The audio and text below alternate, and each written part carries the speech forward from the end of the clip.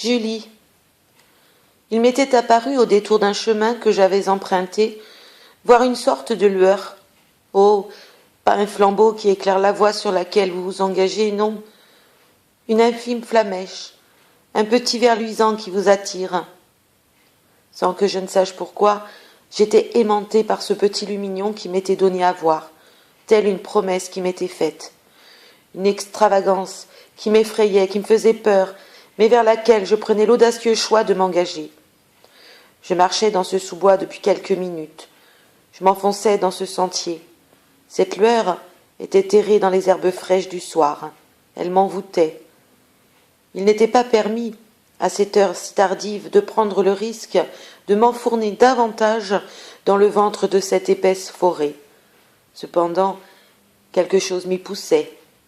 Mon cœur battait à tout rompre. Le chemin était escarpé. Tout à coup, je sentis mes pieds attrapés par le sol meuble. La pluie l'avait lessivé. On aurait dit une eau de vidange de machine à laver.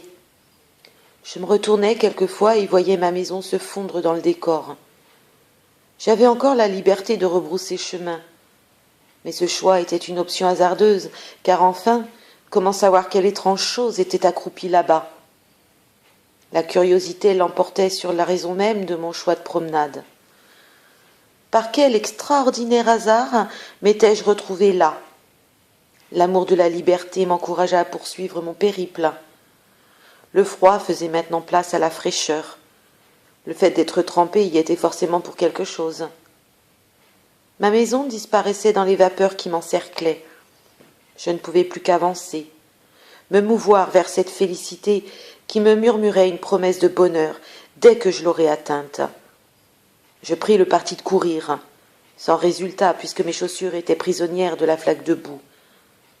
C'est à cet instant précis que je sentis des ailes m'enlacer. De grandes ailes translucides étaient apparues sur mon dos. Je m'efforçais de les faire battre au rythme de mon cœur afin de me propulser vers la lumière bleutée. Cette renaissance m'obligeait à obliquer à l'horizontale. Je m'approcha du ver luisant qui, en fait, était une poignée de porte que j'ouvris en toute humilité.